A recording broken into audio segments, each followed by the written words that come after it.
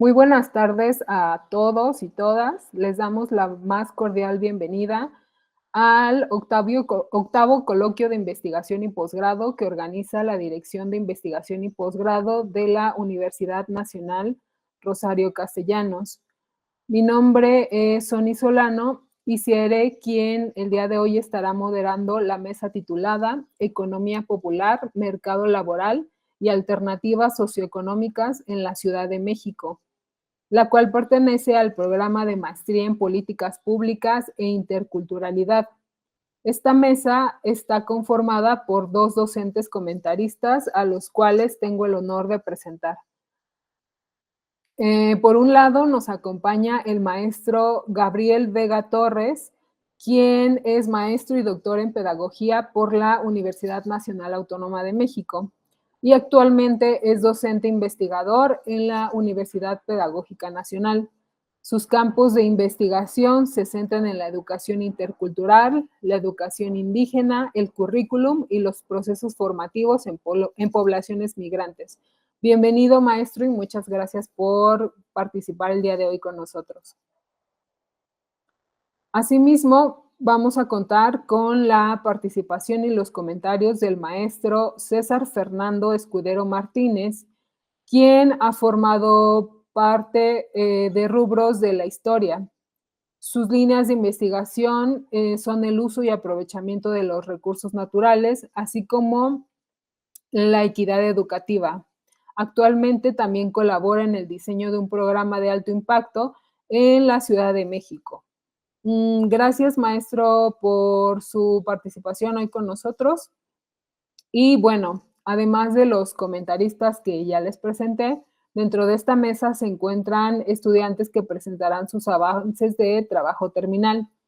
La dinámica de la mesa va a consistir en que cada estudiante tendrá un máximo de 10 minutos para realizar la presentación de sus avances de investigación y una vez que terminen, los docentes comentaristas tendrán otros 10 minutos cada uno para realizar la retroalimentación que consideren pertinente con base en las presentaciones y en el texto que se les hizo llegar previamente. Les recuerdo que no hay réplica oral por parte de los estudiantes y que la retroalimentación que hoy reciban la deberán revisar, analizar y considerar con sus respectivos docentes directores de trabajo terminal.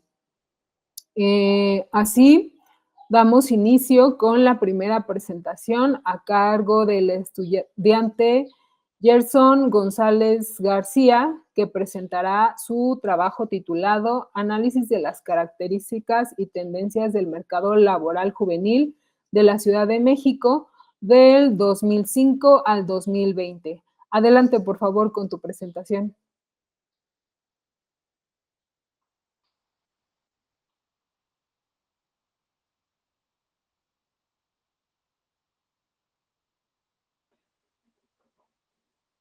Hola, buenas tardes a todas y todos. Voy a presentar los avances de mi investigación titulada Análisis de las características y tendencias del mercado laboral juvenil de la Ciudad de México del 2005 al 2020.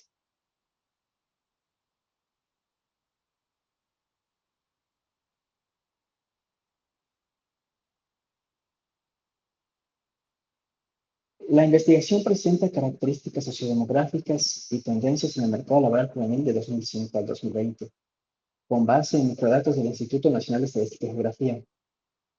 Esto tomando en cuenta la Encuesta Nacional de Ocupación y Empleo. Para esta investigación, la definición de joven que estoy tomando es la población que se encuentra entre los 15 a 29 años de edad. Antes de continuar con la presentación de mi investigación, quisiera hacer una breve introducción, además de esta que tengo aquí en la presentación, y es que durante toda la vida se nos ha enseñado que estudiar es la única forma de salir adelante o de encontrar mejores oportunidades. También se ha difundido la idea de que el pobre es pobre porque quiere.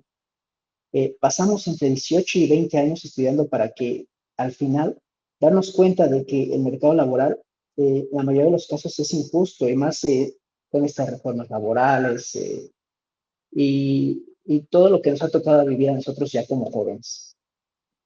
Aunque esta tesis se enfoca en la situación de los jóvenes, en general el mercado laboral está condicionado por múltiples factores. En este caso se abordan factores sociodemográficos, por ejemplo, provenir de familias con bajos ingresos o con padres de baja escolaridad son elementos que influyen significativamente en las posibilidades de acceder a un empleo estable y con menor precariedad salarial.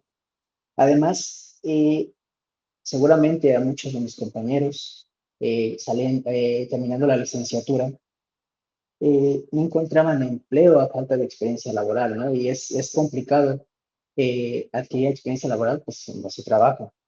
Y se usa de forma peyorativa, ¿verdad? El término ninis, sin considerar las múltiples circunstancias que enfrentan los jóvenes, especialmente quienes acaban de egresar y buscan, como se los mencioné anteriormente, incorporarse al mercado laboral. Para esta investigación, planteo mi planteamiento del problema es el siguiente.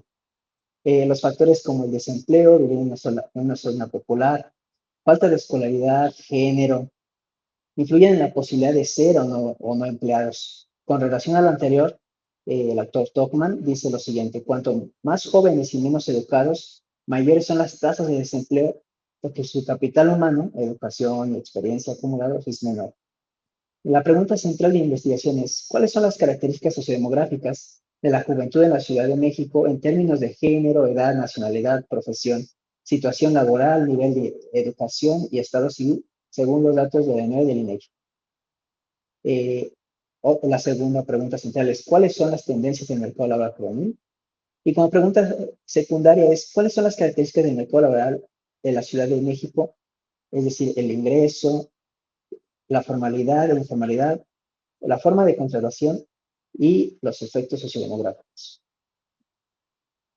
Mi objetivo general es identificar y analizar las características y tendencias de la población juvenil en la Ciudad de México de 2005 a 2020 y su manera de insertarse en el mercado laboral. Los objetivos específicos: establecer los determinantes de las actividades laborales juveniles en la Ciudad de México, analizar el impacto de los indicadores de capital humano en los resultados del mercado laboral juvenil en la Ciudad de México, y analizar los determinantes de las probabilidades de empleo de los jóvenes en el mercado laboral de la Ciudad de México. La teoría del capital humano, cuestiones generales, dice que explican a través de diferentes autores y van descomponiendo o haciendo sus adecuaciones a esta ecuación de ingreso, ¿verdad? Por ejemplo, de aquí dice que Becker dice que el ingreso depende de los años de escolaridad, de la experiencia laboral, de las habilidades, y a continuación en esta diapositiva muestro cómo se plantea a través de una linealización que nada más menciono como marco teórico de mi investigación. Sin embargo, yo no desarrollo una regresión lineal, pero es la base de mi marco teórico para poder empatar lo que dice la teoría y lo que se muestra en la realidad. Los parámetros beta, como en las ecuaciones de regresión, son los coeficientes que se usan para estimar, utilizando técnicas econométricas, como se los muestro, para representar el ingreso base o el ingreso esperado. Para alguien con 0 años de educación, experiencia, indica el cambio asociado con un año adicional de educación y reflejan cómo aparentemente en la teoría hay una tasa de crecimiento, ¿verdad? Si tenemos mayor o menor año de escolaridad, podemos, a través de una regresión, la cual, reitero, no realicé porque mi análisis es más descriptivo, cómo influye o no en la realidad con base en los microdatos, ¿verdad?, que genera el INEGI, si son estos o no factores determinantes para el nivel de ingreso. Las variables de estudio que voy a emplear para la investigación, mejor dicho, que estoy empleando para la investigación, es la edad de los jóvenes, el género, el estado civil, el nivel educativo, la migración, la situación del jefe del hogar, la experiencia y la ubicación de la vivienda. Bueno, estos indicadores que muestro a continuación en el tabulado, muestro en primera instancia lo que son las cifras a nivel nacional. Y, y en el número 2 romano, que se muestra en la tabla, se muestran las cifras que corresponden a la Ciudad de México, como podemos ver para este primer indicador, es una desagregación de la población económicamente activa y de la población económicamente activa por sexos, que son hombres y mujeres.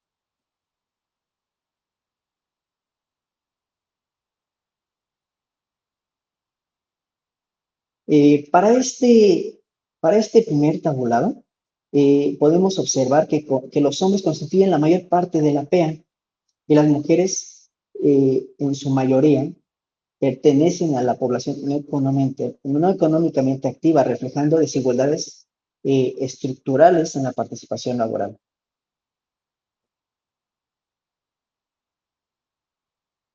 Eh, en este caso, para este segundo indicador, de igual es la desagregación por sexo, y podemos ver hombres, mujeres, y el nivel de salario, ¿verdad?, que se muestra según la pregunta que se retoma de la encuesta, y podemos ver que la categoría no aplica, que son personas sin información de ingresos, es la más numerosa, representando cerca de la mitad de la población en casi todos los periodos. Y el porcentaje de personas que ganan hasta un salario mínimo aumentó constantemente en términos absolutos y relativos en 1.701.703 en 2005 a 3.941.337 en 2020. Y por último, creo que esta es parte fundamental, ¿verdad?, de lo que venía mencionando como, como introducción, y es la preocupación, ¿verdad? Muchas veces cuando salimos al mercado laboral como jóvenes, nos encontramos que ya no nos contratan, o sea, ya hay veces en ocasiones, como podemos ver en las cifras que muestran los tabulados, hay muchas personas que ni siquiera tienen contrato escrito, y yo creo que estas situaciones de precariedad laboral, no solamente los jóvenes, yo quise acotar, ¿verdad?, en mi investigación como objeto de estudio a los jóvenes, pero en general el mercado laboral es así en la actualidad, en la que sí, ya ni siquiera te dan contrato escrito, ya muchas veces te pagan, por experiencia propia lo comento, en algunos trabajos como becario, ¿verdad? Te pagan con cheque como becario para eh, alguna contabilidad, que no se tengan que pagar impuestos, entre otras situaciones que de verdad son alarmantes, considero yo. Y aquí muestro en los tabulados, eh, pues estas categorías, ¿verdad? Que él no aplica, como ya lo mencioné, que cuando tienen trabajo temporal, si podemos ver, esta categoría no aplica en casi todos los periodos, ¿verdad? En todos los años, es muy alta. Pero podemos seguir observando, por ejemplo, sin contrato escrito, que son 6 millones, o sea, ocupa, digamos, el segundo lugar en los periodos, que es muy alarmante, valga la redundancia, y quizás soy muy reiterativo, pero ese fue el interés de investigar, ¿verdad? Este tema, porque cuando uno sale al mercado laboral como joven, está expuesto a esta precariedad, a, a no tener un contrato escrito, a no tener seguridad social, entre otras, por ejemplo, hasta inclusive en el servicio profesional de carrera, en las entidades gubernamentales, cada año están sometidos a periodos de evaluación, y en caso de no estar calificado, ¿verdad? Con una cierta calificación, pues te despiden, aunque ya no hay plazas como las que decían nuestros abuelos o nuestros familiares, ¿verdad? Que trabajaban antes. Ya no hay ese tipo de plazas. Y hasta el momento les agradezco su atención y ese es el avance que tengo en mi investigación respecto al tema. Muchas gracias por la presentación. Comenzamos ahora con la ronda de retroalimentaciones. Maestro Gabriel Vega, por favor. ¿Qué tal? Muy buenas tardes. Pues agradecer el espacio y la oportunidad de comentar esos trabajos que en gran medida son el reflejo del trabajo que se hace en la universidad para poder posicionar los trabajos de investigación que hacen los estudiantes. Y bueno, en relación al trabajo que presenta el compañero Jason, pues decirle que son trabajos necesarios en el sentido de poder hacer visible estas tendencias a partir de las cuales el mercado laboral se decanta a ciertas poblaciones, pero que también ese mismo mercado deja al descubierto las desigualdades económicas y laborales a las cuales se enfrentan ciertos grupos poblacionales como los cuales hace referencia en este trabajo de investigación. Lo que yo puedo comentar de ese trabajo como sugerencia, como recomendación, es precisamente no olvidar la perspectiva problematizadora e histórica de estas tendencias del mercado laboral durante las últimas décadas. Si bien el compañero ubica este trabajo en una línea histórica del 2005 hacia más adelante, quisiera yo decir que sí es importante, desde mi perspectiva, ir un poco más hacia atrás, porque el reflejo de esta realidad social que se asoma en el trabajo que él presenta no es de 2005 hacia esos tiempos, sino que tiene una data mucho más antigua, que precisamente corresponde con el periodo neoliberal. Precisamente responde a políticas públicas, no solamente en México, sino políticas globales, que tienen como resultado el abandono del sector juvenil en el mercado laboral, en el mercado estudiantil y en diferentes áreas, en la salud, etcétera. Mientras más amplio sea el análisis de las políticas públicas, que el Estado y también las políticas privadas hacia esta población, será mayor el margen de referencia que tengamos para entender precisamente esas problemáticas. Hay elementos importantes que la investigación en el campo de lo social posiciona.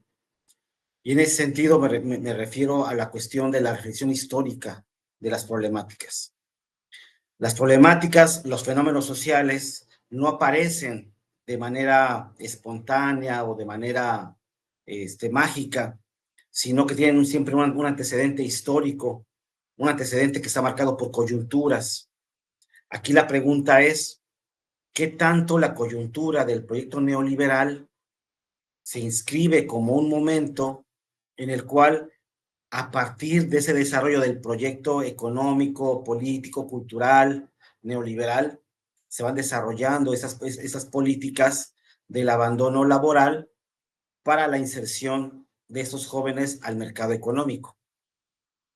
También quiero decir que desde la perspectiva de la educación en sentido amplio, podríamos decir que la educación tiene la finalidad, bueno, eso en el discurso neoliberal, que la escuela tiene la función de formar al sujeto para que se incorpore al mercado laboral.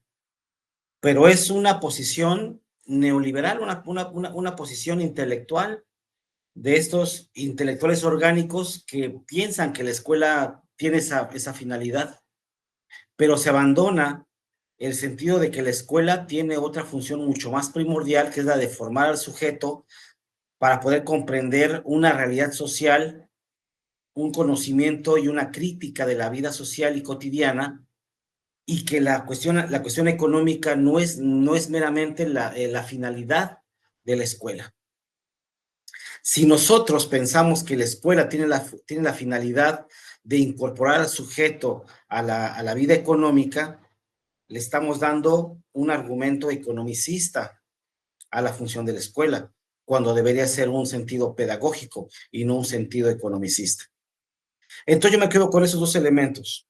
Pensar que tanto la educación tiene la finalidad de formar al sujeto para incorporarse a la dinámica económica, o qué tanto tiene otra función mucho más profunda, mucho más crítica, mucho más vinculada a la reflexión social, porque son posicionamientos que uno hace desde donde analiza el objeto de estudio. Y el segundo elemento es también no olvidar la reflexión, la problematización desde la historia. Si abandonamos la crítica, la recuperación histórica del modelo neoliberal, que es el que nos tiene en esta condición, pues naturalizamos las cosas, se normalizan. Quizá a lo mejor el compañero tiene ya abordada esta cuestión que estoy mencionando, pero no está de más decir que siempre es importante decir cómo es que llegamos a este punto, qué cosas pasaron anteriormente, no del 2005 hacia adelante, sino antes del 2005. El proyecto neoliberal empieza en los 80s, 90s, ahí estamos dejando fuera de la problematización 2 o 3 décadas, que sí es importante recuperarla como una cuestión fundamental para entender por qué estamos aquí. Y una vez que si quizá el proyecto de investigación termina o culmina en una propuesta de intervención o una propuesta de política pública, etcétera, pero que esa propuesta de política pública se haga en función de la reflexión histórica que se hizo, no del 2005 para adelante, sino más bien desde tiempo atrás, porque es lo que nos tiene en esta coyuntura. Felicitar el proyecto y serán mis comentarios. Muchas gracias. Gracias, maestro, por su participación. Continuamos con los comentarios del maestro César Fernando Escudero, por favor. Ok, muchas gracias. Bueno, pues antes que nada, reconocer el avance que estás presentando, Jason. Algo que me pareció muy importante que señalaste durante tu intervención, que esta inquietud de llevar a cabo un análisis de las características y de las tendencias del empleo en la población juvenil, es que tú mismo como joven lo has vivido, y eso creo que es una motivación muy importante.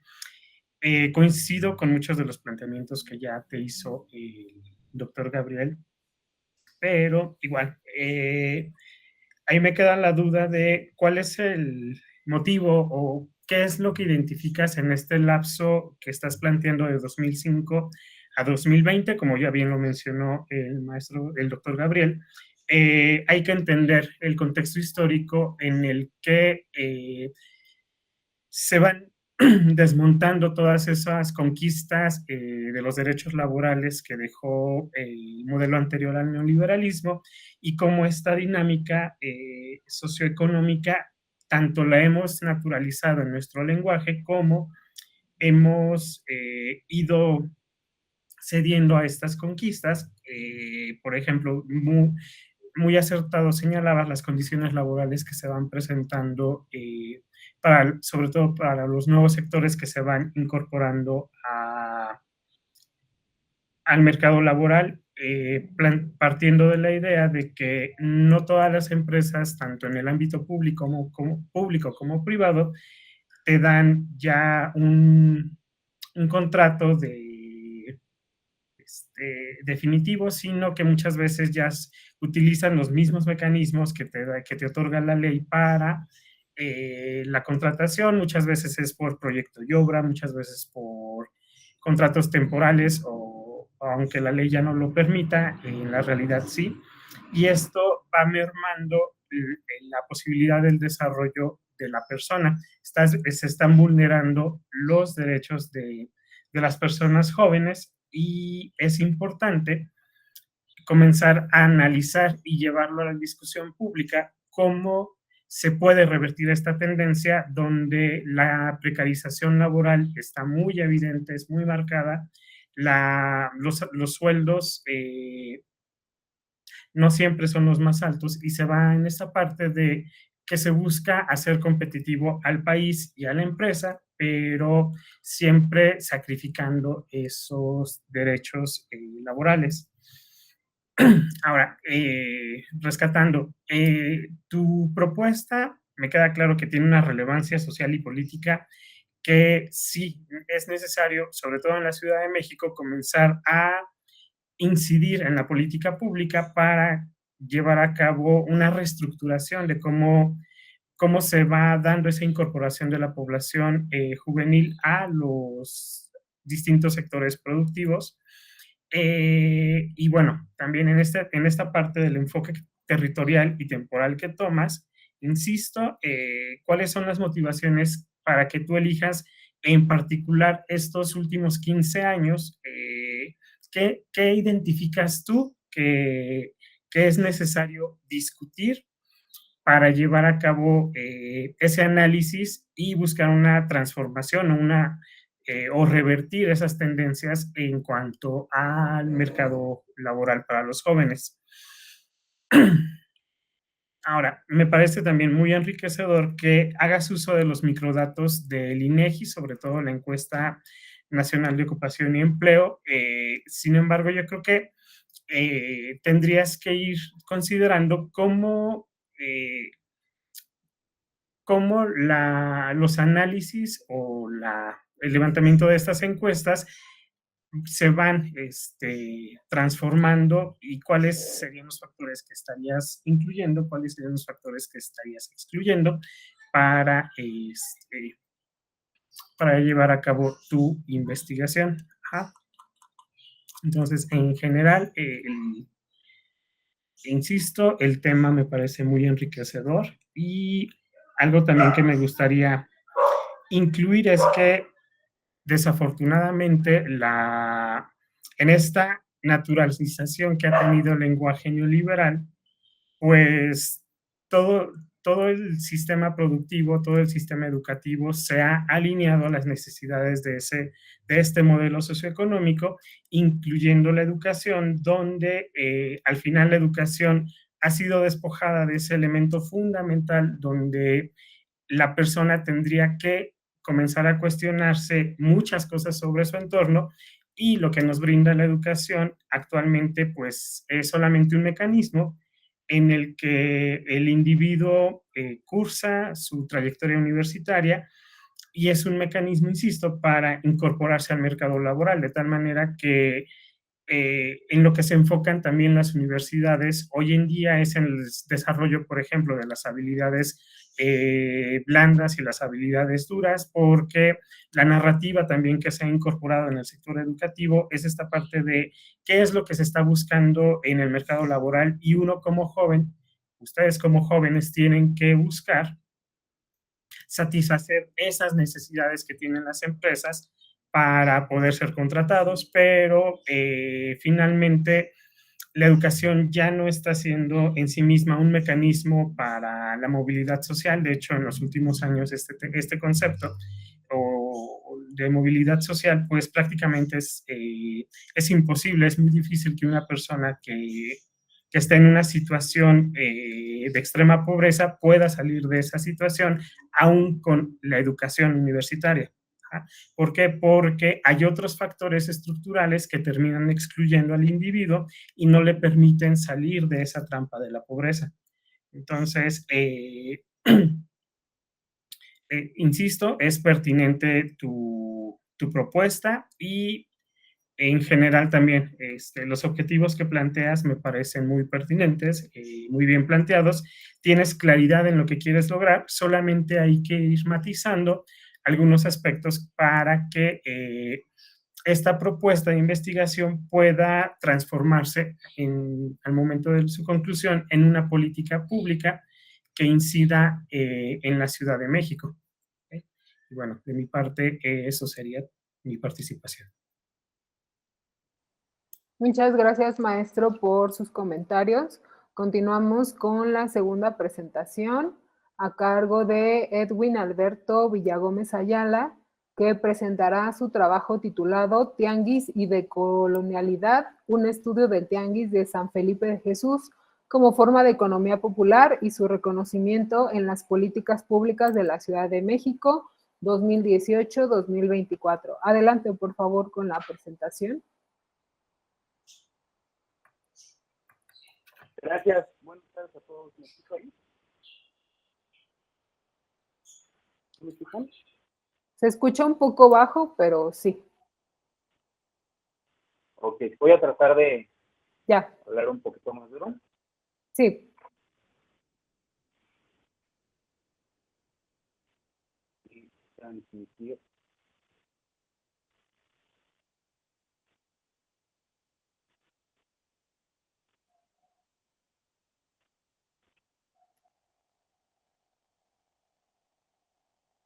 Listo. Pues buenas tardes a todos. Mi nombre es Edwin Alberto Villagómez Ayala.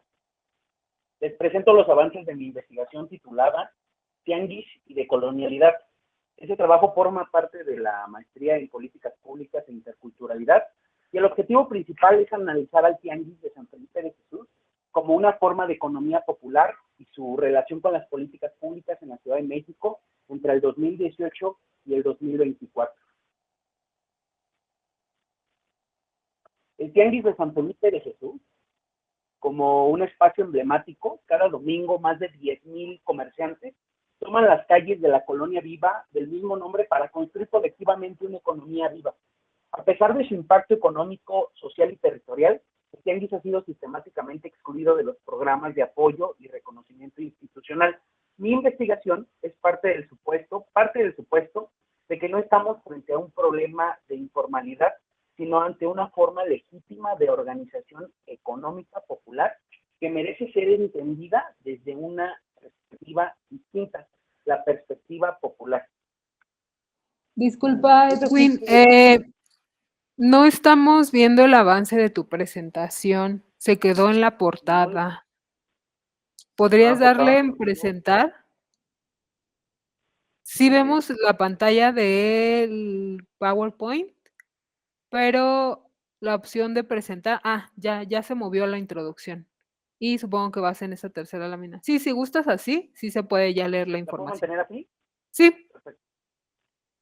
Perfecto. continúa ya. En el planteamiento del problema.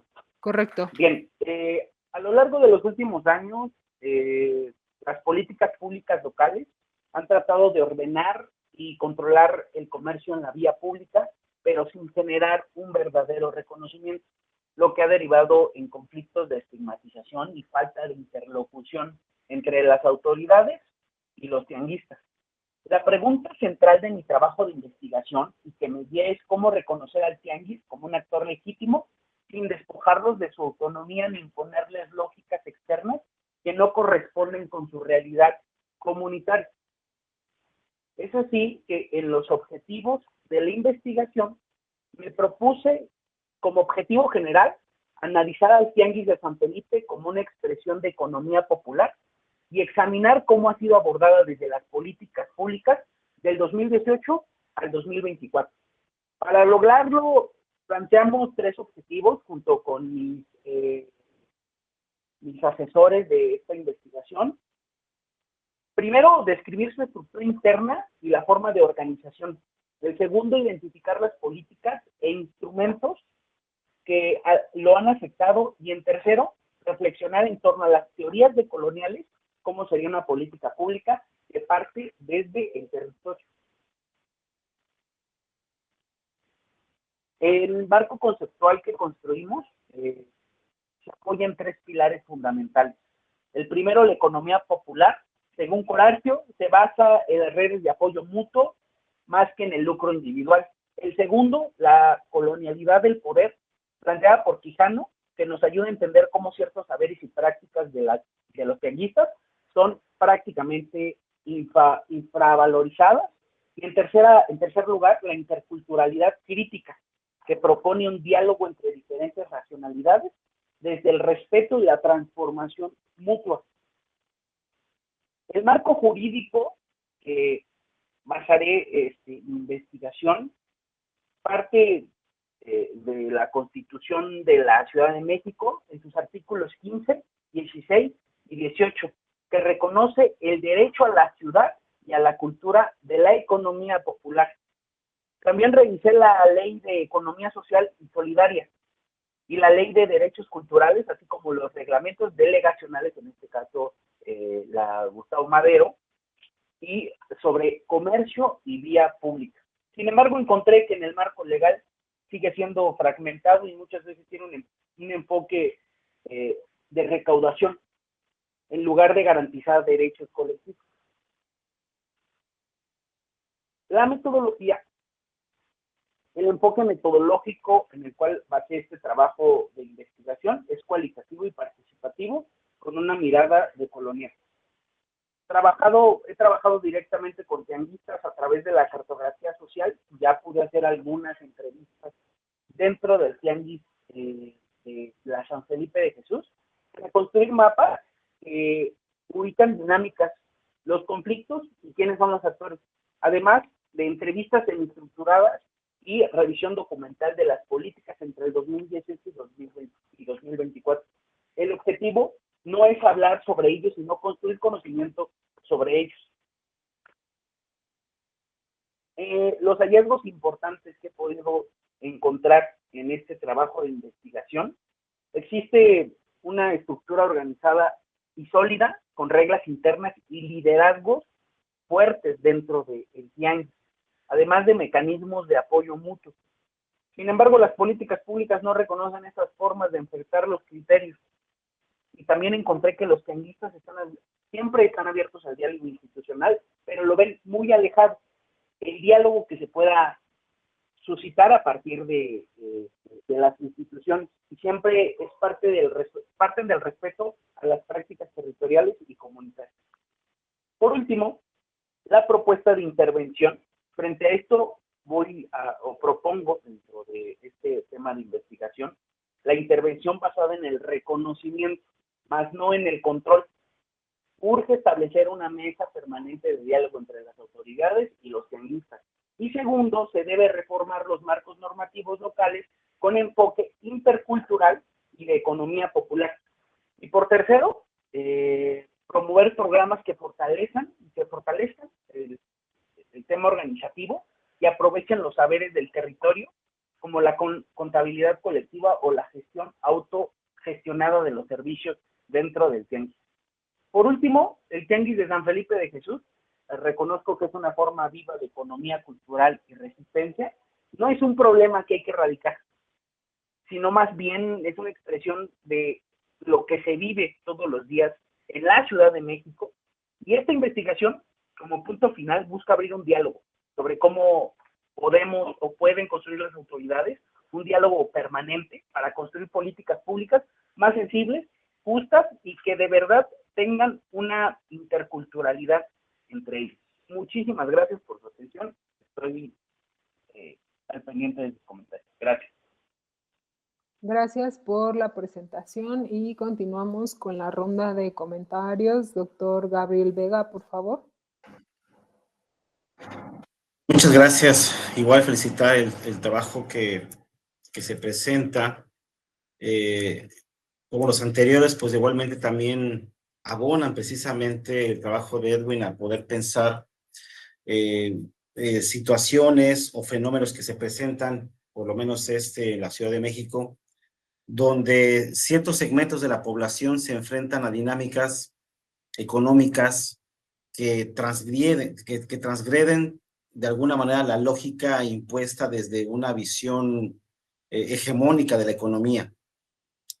Creo que la forma en que Edwin se acerca precisamente a esta situación va de acuerdo a los planteamientos teóricos y metodológicos del pensamiento decolonial.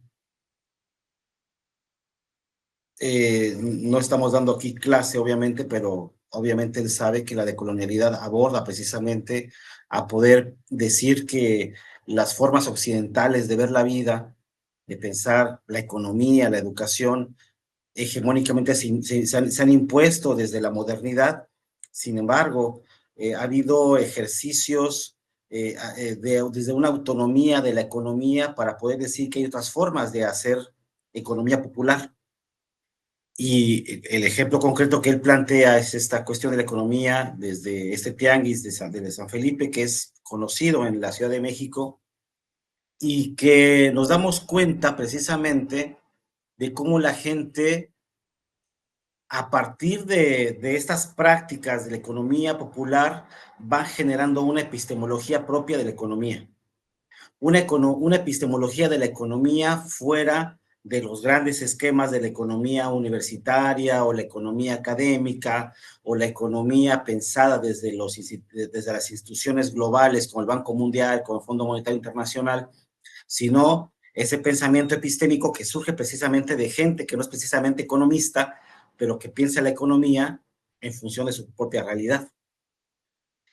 Y creo que la riqueza de ese trabajo también tiene que girar en torno a recuperar la vivencia, el testimonio, la narrativa, el suceso de cómo los actores de este tianguis piensan la economía, para decir que hay otras formas de pensar el aparato económico que transgreden las fronteras de la economía como ciencia. Y eso para mí es lo interesante de este proyecto. Y como yo comentaba en el trabajo anterior que se presentó, precisamente es importante decir cómo las estructuras económicas dominantes que piensan la economía desde una forma de gobierno, desde una forma administrativa o jurídica, han impuesto a las poblaciones una forma específica incluso de ganarse la vida. Cuando hay poblaciones, el ejemplo es el tianguis, que es una figura prehispánica el tianguis, ¿no? Creo que el tianguis ahí como figura prehispánica rompe con la lógica de la modernidad para decir, yo pienso el tianguis desde una visión, a lo mejor no es la intencionalidad de Edwin, pero sí pensar el tianguis como una figura prehispánica que rompe con la lógica del tianguis o del mercado económicamente establecido, que paga impuestos, que forma parte de un corporativo, etcétera. Y que al final de cuentas la ganancia se deposita en un solo sujeto o en un grupo de sujetos.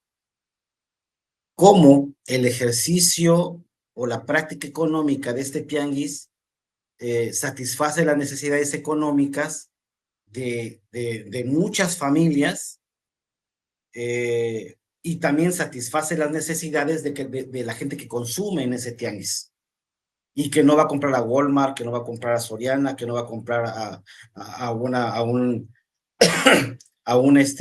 mercado que pertenece a un corporativo global que tiene sus cuentas en las Islas Caimán.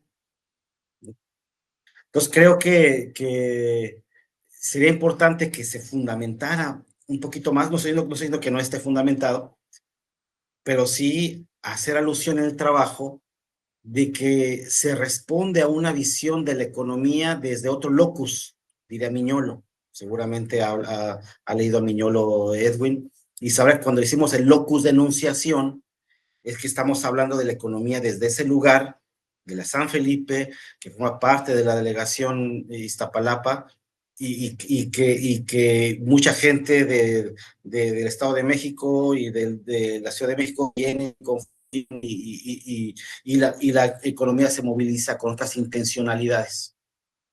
La intencionalidad no es en términos de plusvalía, en términos de decir, de buscar el enriquecimiento de un sujeto, sino buscar la satisfacción de las necesidades económicas de un grupo de familias que tienen una necesidad, ¿no?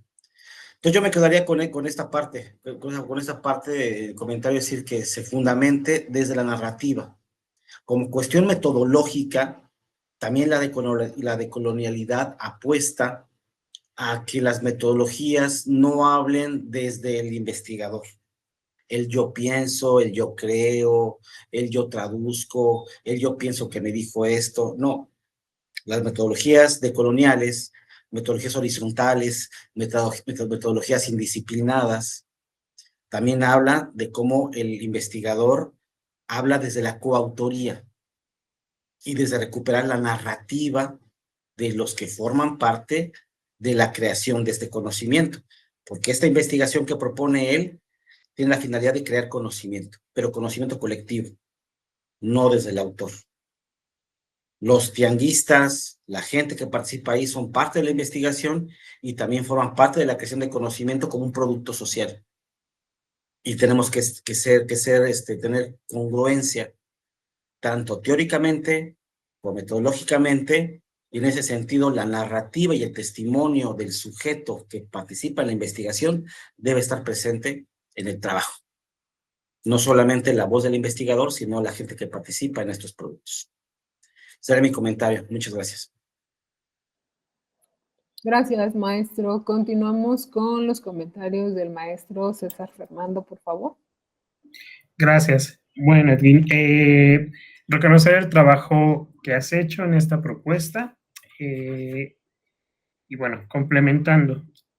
Algo que me llamó mucho la atención de manera grata fue este planteamiento del tianguis como una manera de que no se le tiene que relacionar a la precariedad y a la informalidad, sino el tianguis en sí mismo es una muestra de la persistencia de los intercambios y del comercio a una etapa anterior, incluso antes de la llegada de los españoles, y al ser el mercado que tú estás abordando, el tianguis que estás abordando, uno de los más grandes de América Latina, es pertinente la investigación, sobre todo lo que te mencionaba el doctor Gabriel, en esta elaboración de políticas públicas donde se le reconozca el valor social, económico e histórico a este tipo de intercambios a través del tianguis. Tiene una raíz histórica bastante interesante, bastante fuerte, que bueno, es necesario rescatar, sobre todo, insisto, en la elaboración de las políticas públicas en la Ciudad de México, tomando en consideración también que la economía popular en la ciudad, pues generalmente tiende a ser menospreciada, por utilizar este término, y no se le da el justo valor al momento de la elaboración de políticas públicas que sean inclusivas para la población.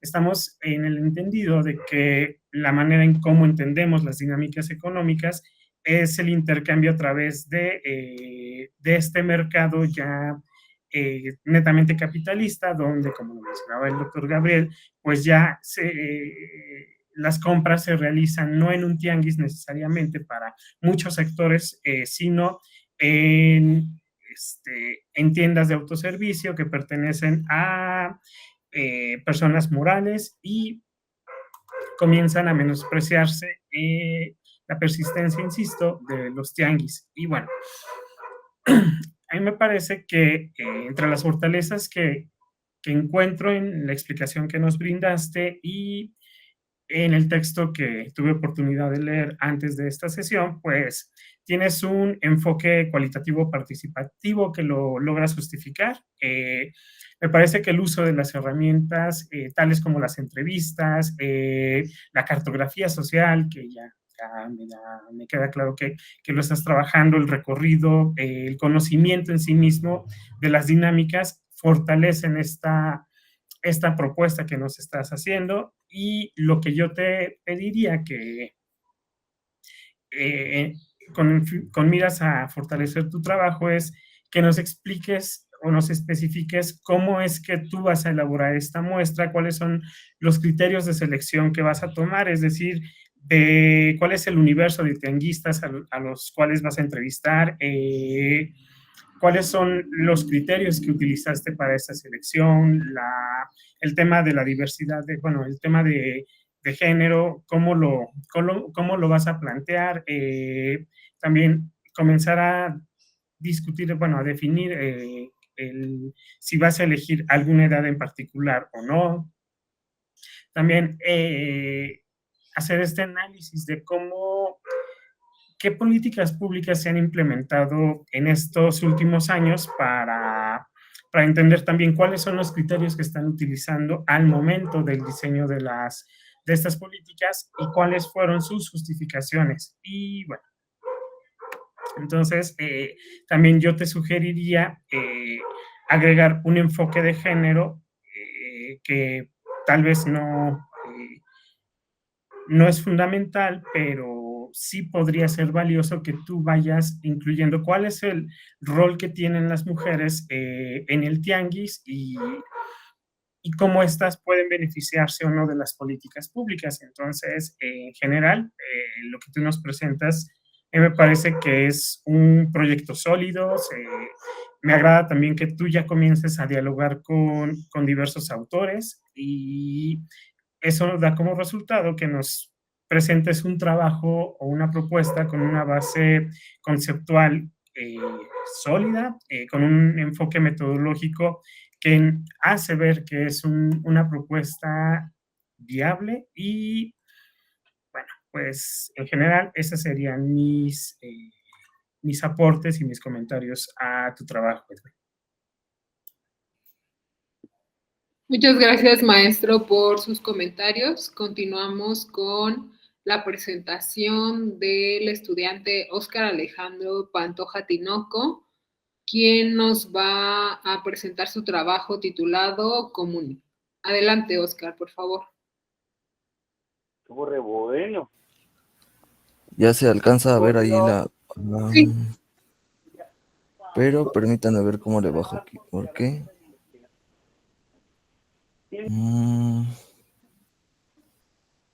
Es que como la estoy presentando desde el correo. Sí. Antes que nada, agradecerle su tiempo mientras puedo. ¿Ya se va bajando así? Sí, ya se va. Bueno, agradecerles mucho su tiempo, su espacio.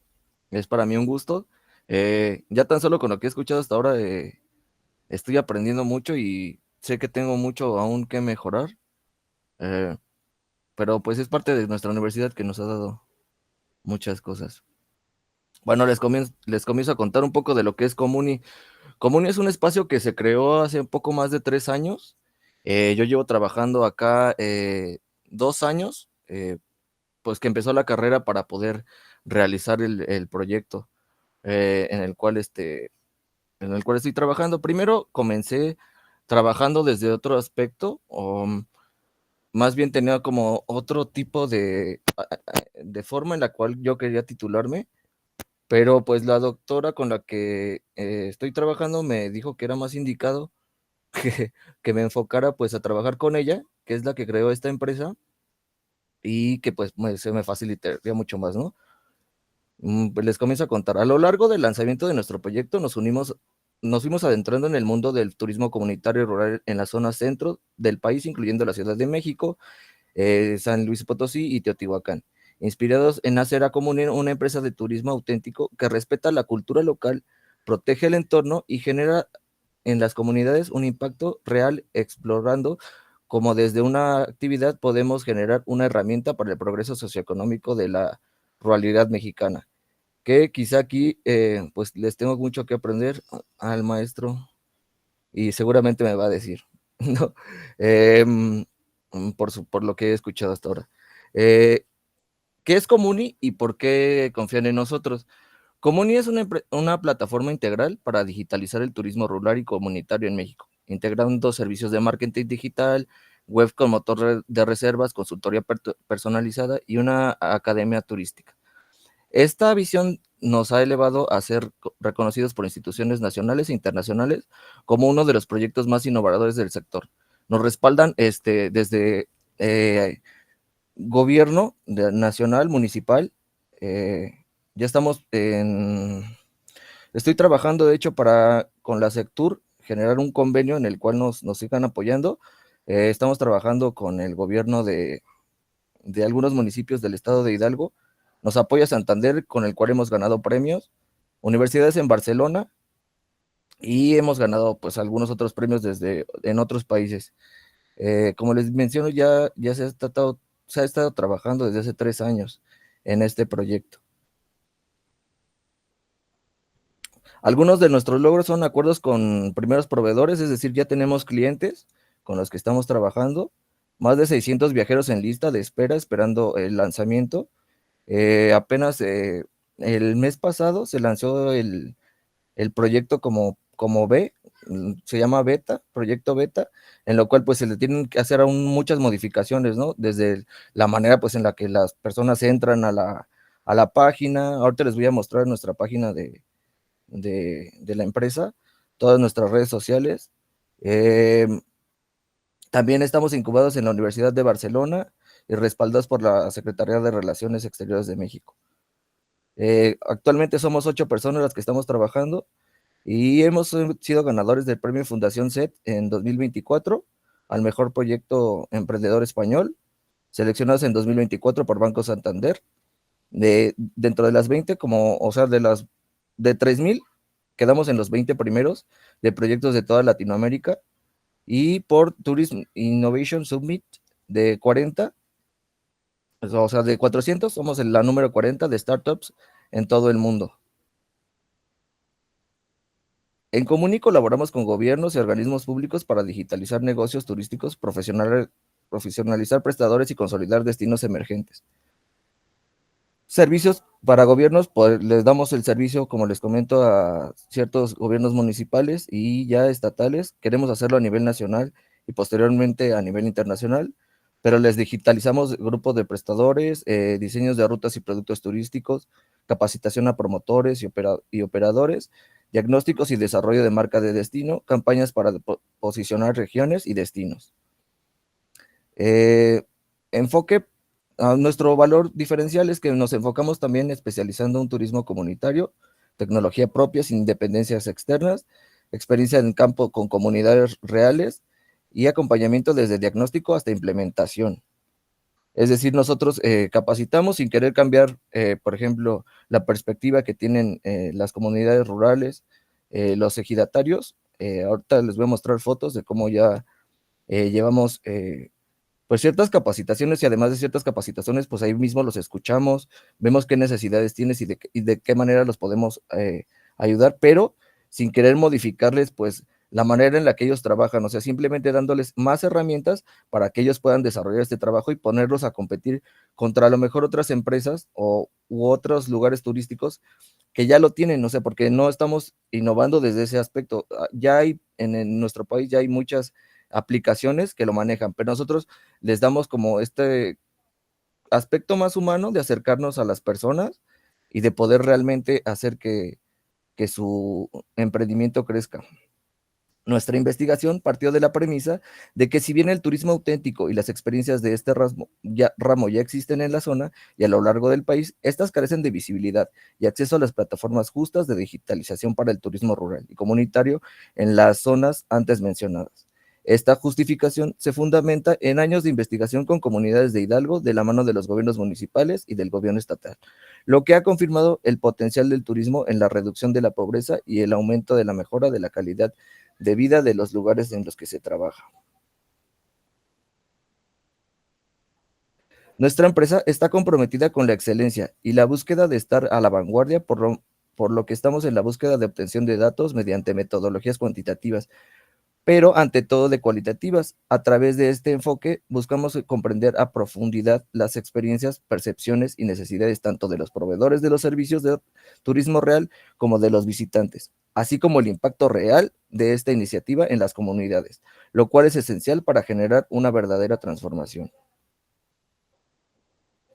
Inspirados por esta realidad, hemos trabajado en el desarrollo de Comuni con un profundo cariño como una empresa dedicada al turismo auténtico, empezando como un piloto dentro de los estados de Hidalgo, San Luis Potosí, Teotihuacán y la Ciudad de México. Nuestro propósito es transformar el turismo rural y comunitario en una herramienta de progreso socioeconómico para la ruralidad mexicana, priorizando el respeto a la cultura local, la protección del entorno y la generación del impacto tangible en las comunidades. Esta propuesta se basa en años de investigación y la colaboración con comunidades y gobiernos en Hidalgo, confirmando de primera mano la falta de visibilidad y acceso a las plataformas digitales justas en el principal obstáculo para que el turismo auténtico contribuya en modo significativo a la reducción de la pobreza y la mejora de la calidad de vida de las personas originarias de estas zonas y próximamente del país. En Comuni contamos con el área academia, la cual es un pilar fundamental para el desarrollo de las comunidades y emprendedores. Aquí no solo impartimos cursos presenciales y masterclasses y sesiones en línea, sino que también le damos el seguimiento continuo a proveedores y a los consumidores finales. En esta constante interacción podemos comprender sus necesidades y adecuar de tal modo nuestra oferta educativa a través de la elaboración y distribución de materiales didácticos especializados, abordando diferentes temáticas que nos resultan cruciales, como marketing, sostenibilidad ambiental, así como aspectos legales en materia civil, laboral y mercantil, los requerimientos específicos para la adecuada constitución y operación de empresas turísticas. Este enfoque integral nos ayuda a actuar como un facilitador activo en el proceso de enseñanza y aprendizaje. Al desarrollar nuestras capacidades de moderación y manejo de grupo, orientamos el trabajo de los diversos actores comunitarios, capacitándolos para reconocer, analizar su propio entorno.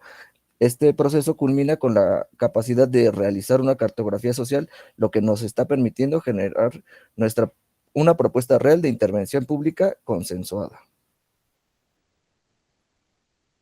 Y por último, me gustaría poderles presentar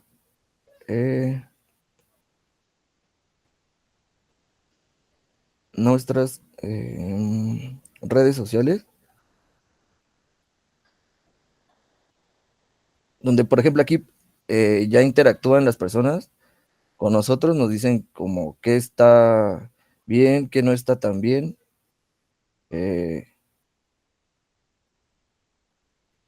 Miren, tenemos Facebook, Instagram y videos en YouTube, donde se suben los videos desde con las personas con las que estamos hablando, ya sea de gobierno, en televisión, todos los lugares en los que hemos estado trabajando.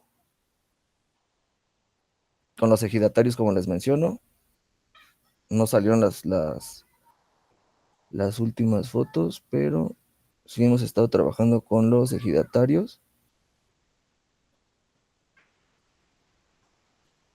Y pues ha sido un bastante trabajo. Estoy ahorita como únicamente como apoyo.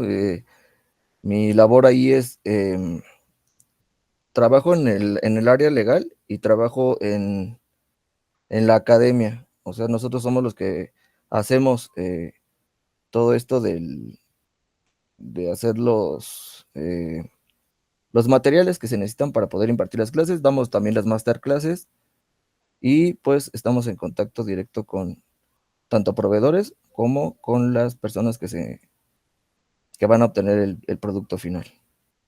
Y pues eso sería todo de mi parte. Les agradezco mucho. Muchas gracias por la presentación y comenzamos con la ronda de retroalimentaciones.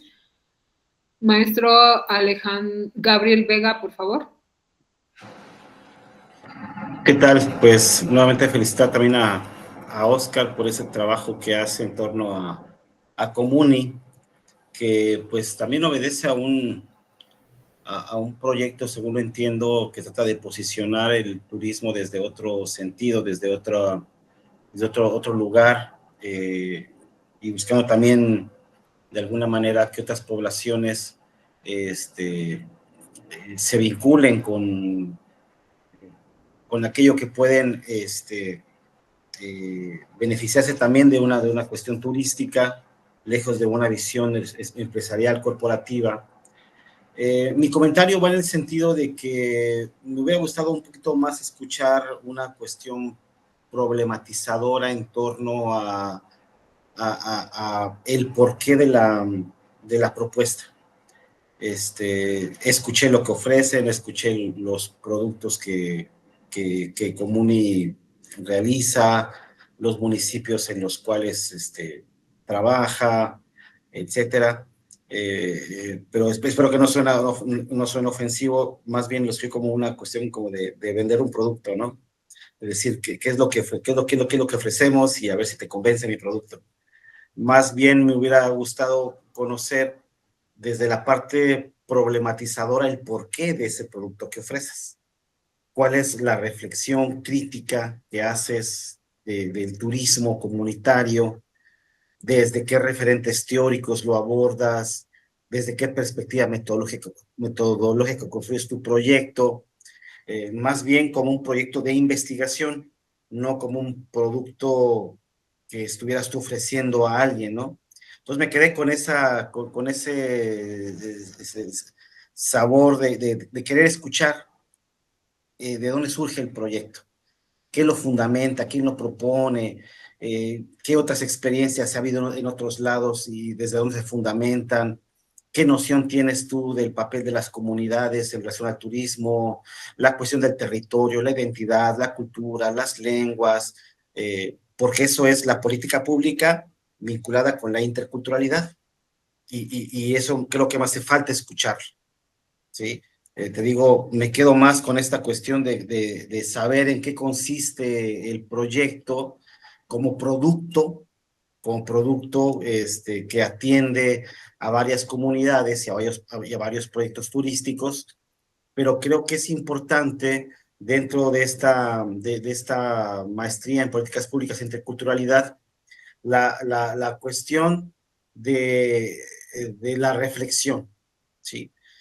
Antes de que surja un proyecto como el que tú presentaste, antecede un ejercicio de reflexión, de crítica, un ejercicio intelectual, de decir, propongo esto porque ya anteriormente atravesé este proceso intelectual que me implicó reflexionar diferentes perspectivas de análisis, diferentes realidades sociales, históricas, etcétera, y por este ejercicio intelectual que hice, propongo este producto, ¿sí? Más bien siento que tú te centraste en presentar el producto desde una perspectiva, lo digo así porque así lo sentí yo, una perspectiva más bien de mercadotecnia, de vender un producto sin saber qué originó ese producto, ¿sí? Entonces, no sé cómo esté presentado tu trabajo en forma de trabajo escrito, pero yo sí te diría que trates de profundizar, si es que no lo has hecho, más bien la perspectiva de decir de dónde nace este proyecto, qué es lo que lo origina, qué ejercicios intelectuales se hicieron para proponer esto que se llama Comuni, ¿no? ¿Qué perspectiva de análisis del turismo, del papel de las comunidades, de la economía social, como lo planteaban hace rato, etcétera? Que ese ejercicio intelectual es lo que nos permite proponer proyectos como el que tú presentas, ¿sí?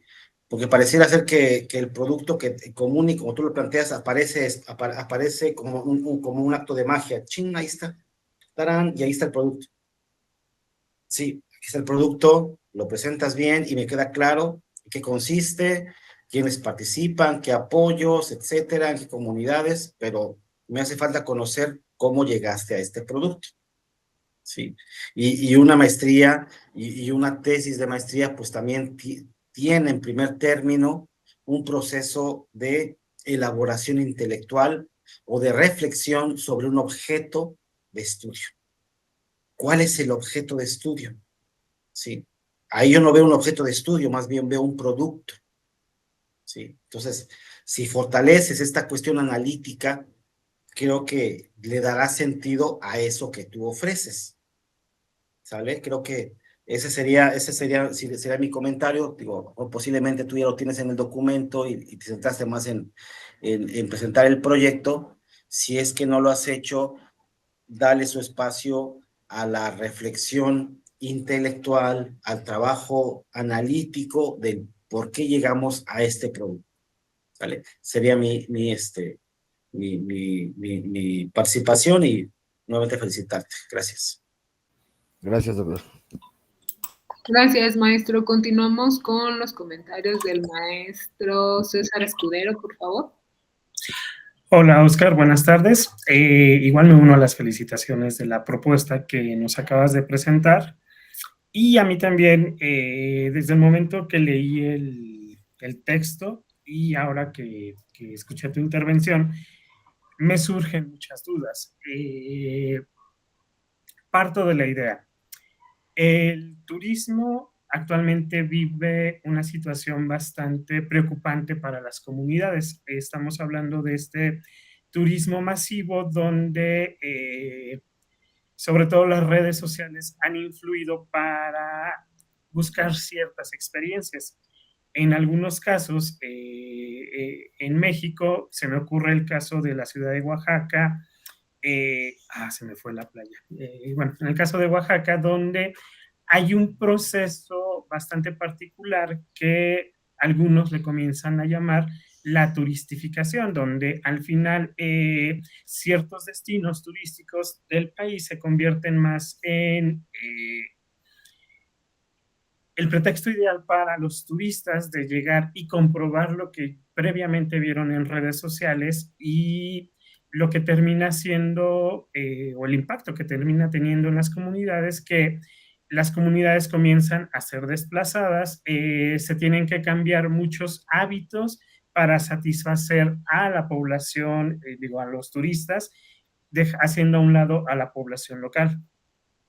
En ese sentido, me resulta atractivo hablar del turismo rural, pero en esta propuesta que tú nos haces, a mí me parece que hace falta un actor fundamental, es decir, cómo está recibiendo la población local de las comunidades con las que trabajan a este tipo de turismo, cómo está respondiendo, también el turista que está llegando, cómo está interactuando y cómo se está introduciendo a estilos y formas de vida muy particulares, y también ustedes cómo van preparando a ese turista para conocer el lugar. No sé si me explico.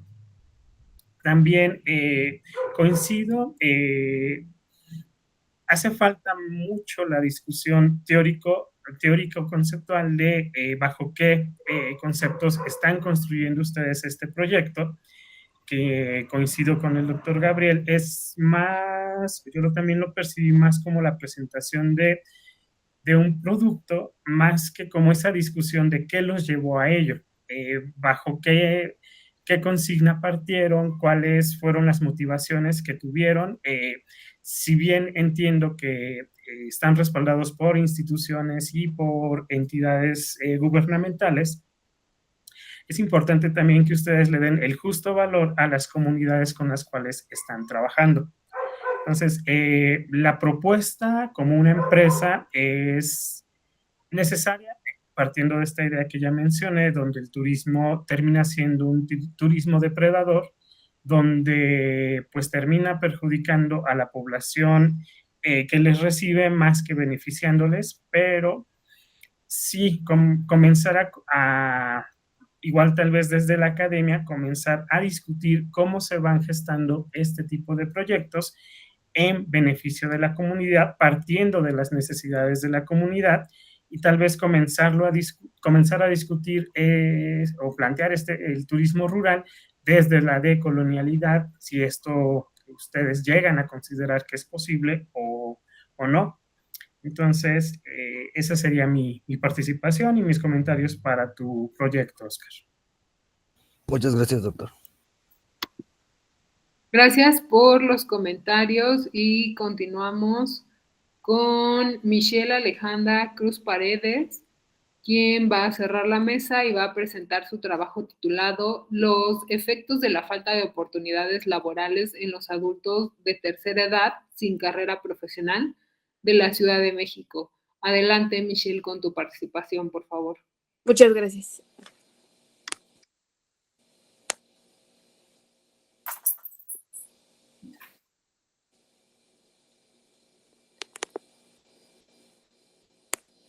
¿Pueden ver mi pantalla?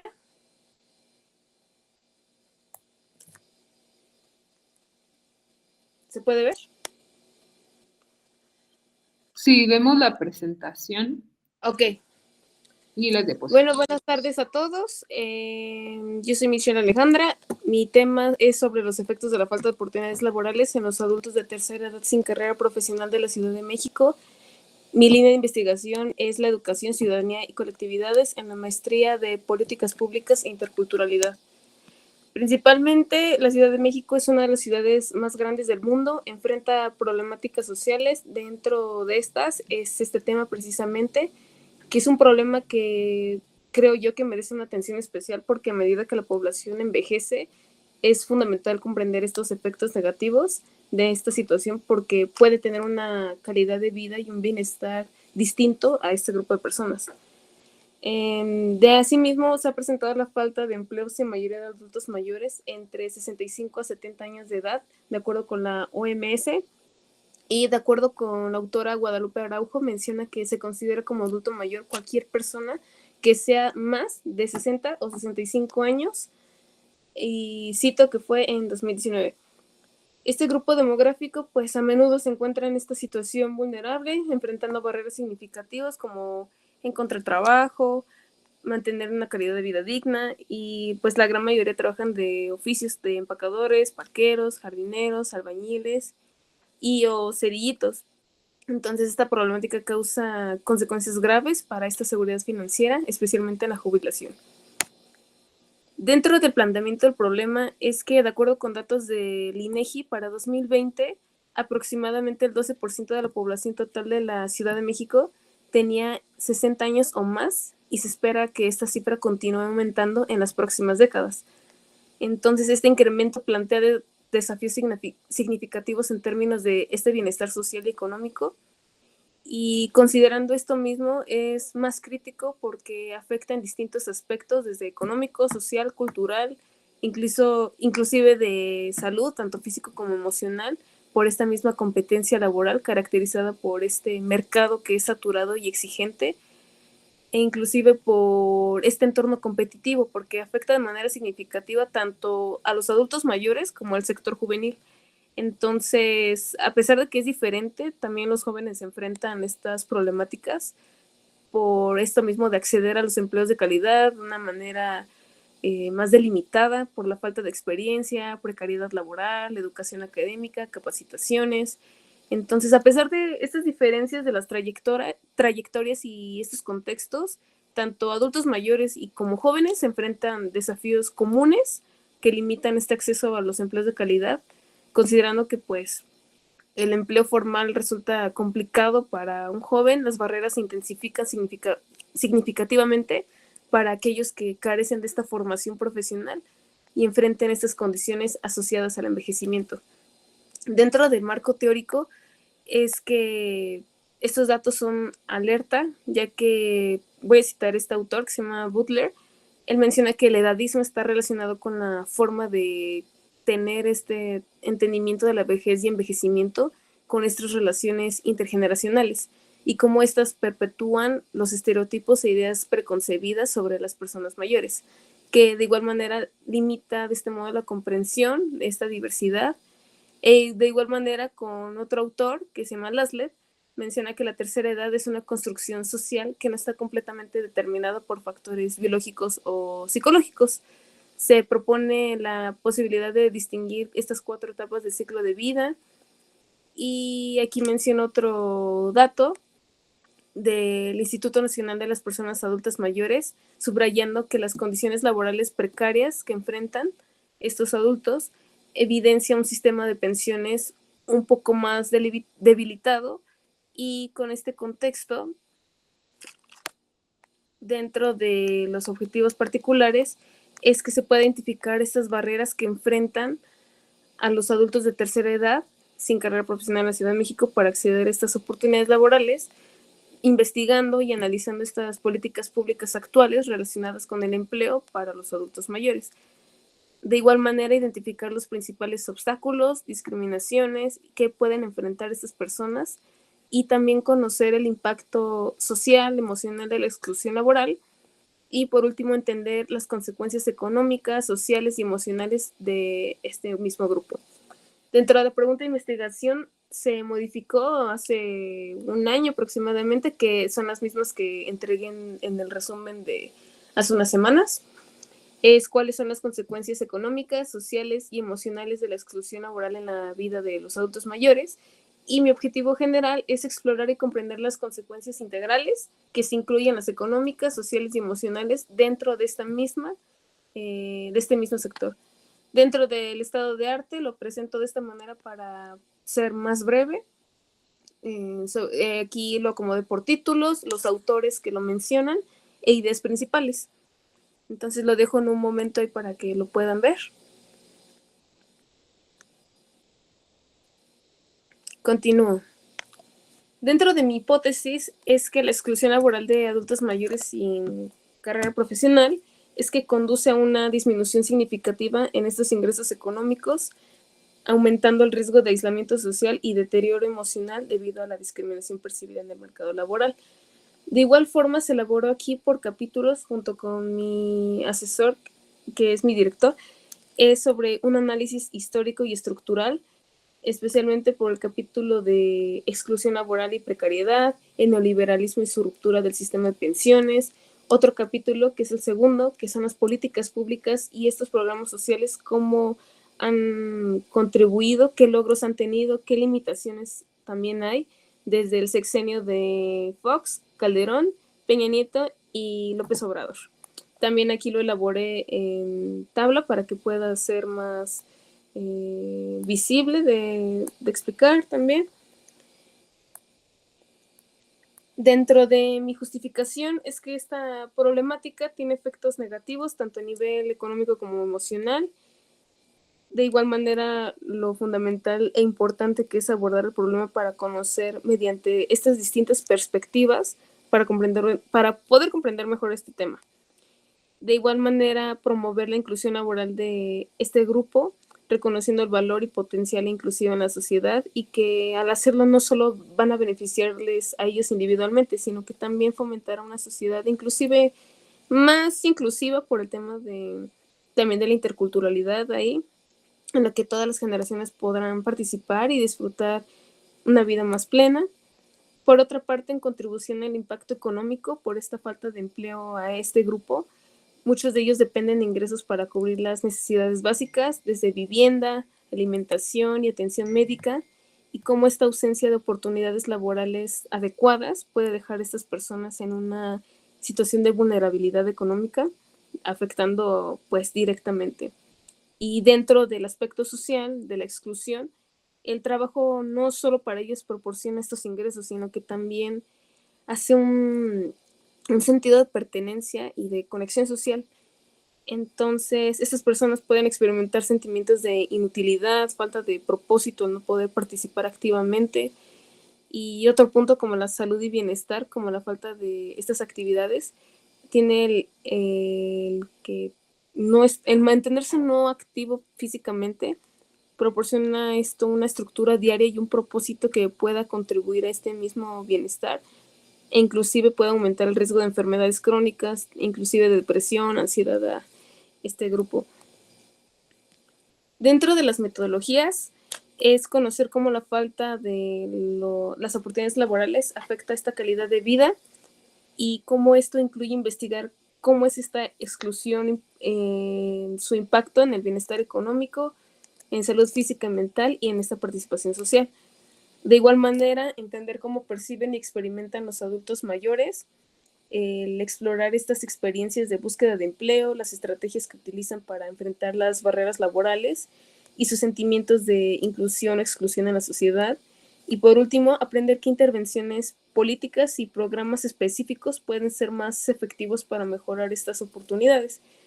Esto incluye obtener recomendaciones de los propios adultos mayores e inclusive expertos del campo.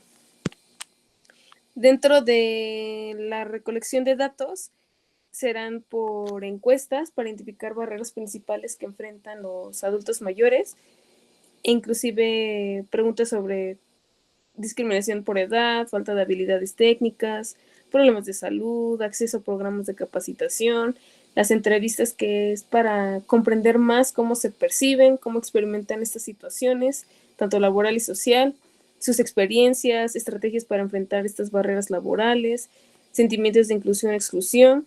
De igual manera, estos análisis de políticas públicas, mediante una revisión de las mismas al evaluarlas, las que ya son existentes y cómo afectan a esta misma inclusión y en caso de si se propone mejoras basadas en los hallazgos de esta investigación.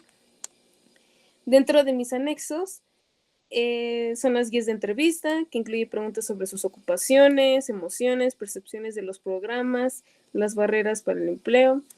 Un segundo anexo, una tabla comparativa de las políticas públicas, que es como la que mostré anteriormente, las descripciones y evaluaciones de programas de los sexenios en el país. Anexo 3, como definiciones clave, sobre exclusiones laborales, edadismo, bienestar social, ahí de la mano con autores. Un anexo 4, una gráfica de pobreza que se está elaborando actualmente. Finalmente, este es mi cronograma. No se ve porque había tomado una captura. Pero bueno, esta es una idea de cómo va quedando el cronograma. Y por el momento, les agradezco mucho por su atención. Sería todo de mi parte. Muchas gracias, Michelle, por tu exposición. Continuamos con la última ronda de retroalimentaciones. Maestro Gabriel Vega, por favor. Muchas gracias, pues Michelle, felicitarte por el trabajo que presentas. Creo que es un trabajo bastante, bueno, bien estructurado, bien planteado. El objeto de estudio está claro en el sentido de poder pensar y reflexionar acerca de esta falta de oportunidades que tú planteas para la población en este rango etéreo de la tercera edad. Y creo que el planteamiento es el correcto, el planteamiento lo abordas de manera bien estructurada.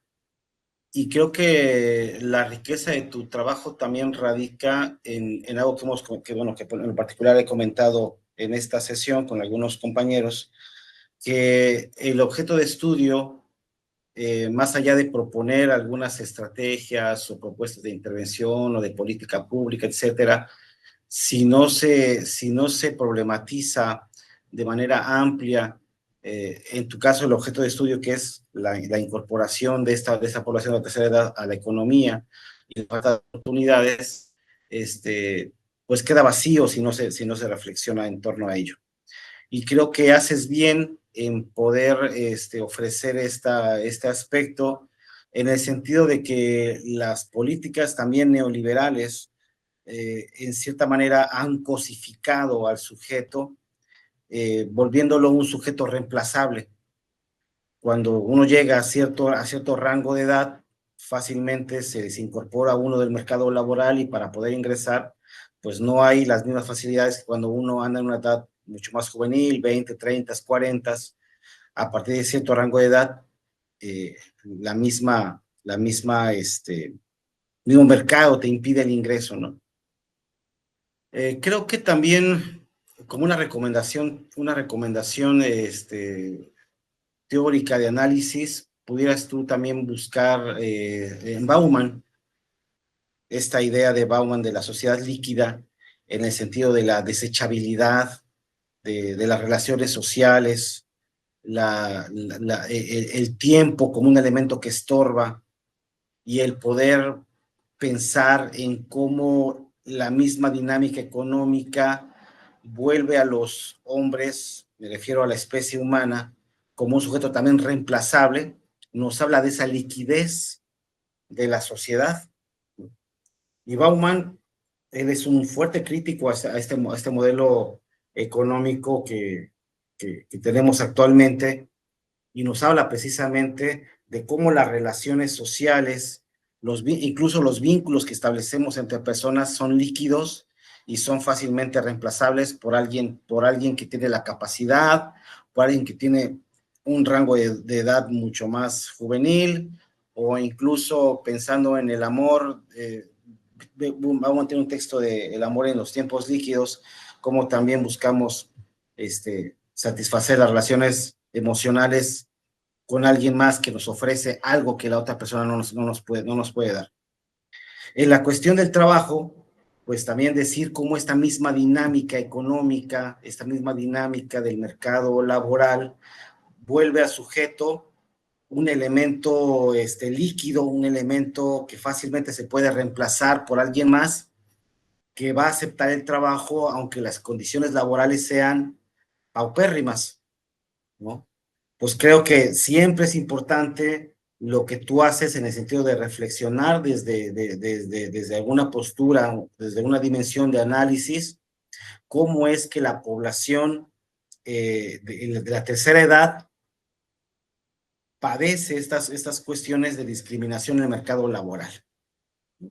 Y si vamos un poco a décadas pasadas, nos daremos cuenta que quizá de la década de los 60, un poco para atrás, la población adulta mayor no tenía la necesidad de trabajar, ¿no? Más bien eran cobijados por la familia o tenían redes de apoyo, pero al adelgazarse el Estado, al abandonar el Estado la función de darle al sujeto, al ciudadano, una cobertura social, y también ante la precarización del trabajo, de las pensiones, pues el sujeto tiene que permanecer mucho más tiempo en el mercado laboral.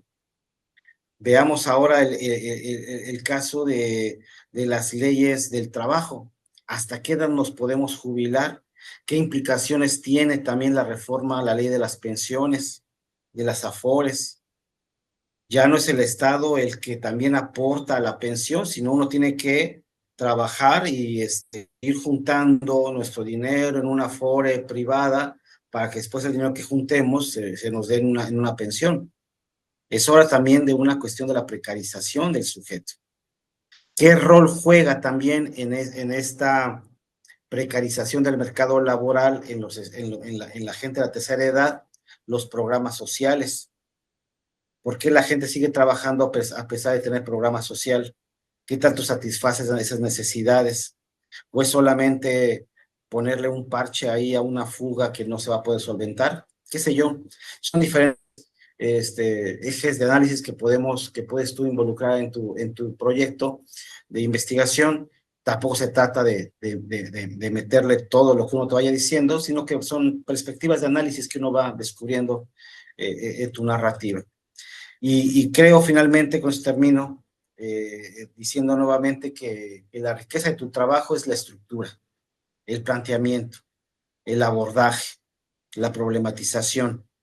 Creo que si continúas con esa estructura, con esa solidez en la arquitectura de tu trabajo, tendrás un trabajo de buena calidad, fortaleciendo también la perspectiva de análisis para decir cómo la población, la tercera edad, llega a estas condiciones de precarización del mercado laboral, ¿no? Y un buen elemento es pensarlo desde las políticas neoliberales para decir qué efecto han tenido en que la gente que padeció estas cuestiones 3 décadas se encuentre ahora en esa condición. Será mi comentario. Muchas gracias. Muchísimas gracias. Gracias, doctor. Y cerramos con el comentario del maestro César Escudero, por favor. Bueno, Michelle, buenas tardes. Me uno a las felicitaciones a tu trabajo. Problematizas muy bien un tema que yo quisiera decirte que lo estás anticipando, pero siendo francos, ya vamos un poco tarde. Sobre todo esta parte del envejecimiento en la población, como bien lo mencionaste en tu intervención, se va a acelerar en los siguientes años y hay mucha incertidumbre sobre el futuro de las personas que están o estamos en ese proceso de envejecimiento, sobre cómo vamos a tratar de permanecer insertos en el mercado laboral. Parto de la experiencia anecdótica. Recientemente, en el lugar donde laboro, se jubilaron 2 personas que justo cumplieron los 60 años. Una se jubila bajo la ley del 72, la otra persona se jubila bajo la ley del 97, y evidentemente la persona que se jubila bajo la ley del 97, ya con la Afore, pues sí hay una situación de incertidumbre de si lo que logró juntar a lo largo de su vida laboral le va a permitir vivir dignamente. Y a eso le añadiría un factor fundamental, el tema de género, porque esta persona que se jubila bajo la ley del 97 o que se retira bajo esta ley, en algún momento que tuve oportunidad de platicar con ella, nos decía, es que en su momento yo preferí priorizar el tema maternal familiar sobre el tema profesional. y aquí estoy viviendo las consecuencias. Entonces, ahí hay una variable que bien valdría considerar, el tema de género, es decir, qué tanto las mujeres quedan en una situación más vulnerable respecto a los hombres. Entonces, ahora también en algún punto de la población, tú mencionas que cierto porcentaje de la población que tiene carrera, bueno, no, mejor dicho, que cierto porcentaje de población que no tiene una carrera profesional, pues es la que queda en una situación más desprotegida. A eso yo le añadiría otra variable también, la población que está en el sector formal y en el sector informal. Una persona que toda su vida estuvo, o la gran mayoría de su vida estuvo en el sector de la economía informal, queda en una situación totalmente vulnerable, que si bien existen estos programas sociales que bajo la administración federal pasada se elevaron a nivel constitucional, también cuestionarnos qué tanto pueden ayudar a resolver temas de una vida, para una vida digna para las personas. Yo considero que no es así. También, al identificar el tipo de trabajos en los que se desempeñan las personas adultas mayores, hay una constante. Evidentemente son trabajos que no requieren un nivel de especialización alto. Tú lo mencionabas, las personas que se dedican a empacar todavía en centros comerciales, pero para que una persona que ya está en cierta edad pueda fungir como empacador en centros comerciales, requiere estar inscrito en el Seguro Social. De otra manera, no se le puede brindar ese trabajo, porque al final no hay una relación formal entre la tienda de autoservicio y la persona. Simplemente él de manera voluntaria se está presentando a ejercer esa labor bajo la autorización de la empresa, pero no hay un contrato que los vincule. Lo mismo sucede con muchas personas que se jubilan aún bajo el régimen de la ley del 72, que las pensiones que están recibiendo no son suficientes, porque también le añadiríamos, dadas las condiciones de precarización laboral en todo el espectro de la población, desde los jóvenes que comienzan a laborar a los 16 años, pasando por población joven adulta, población adulta y población de la tercera edad. Muchos de ellos todavía tienen que seguir aportando o ayudan a solventar el gasto de sus hijos. Entonces, eso hace, por ejemplo, que muchas personas que reciben una pensión regreso terminan trabajando como choferes de aplicación.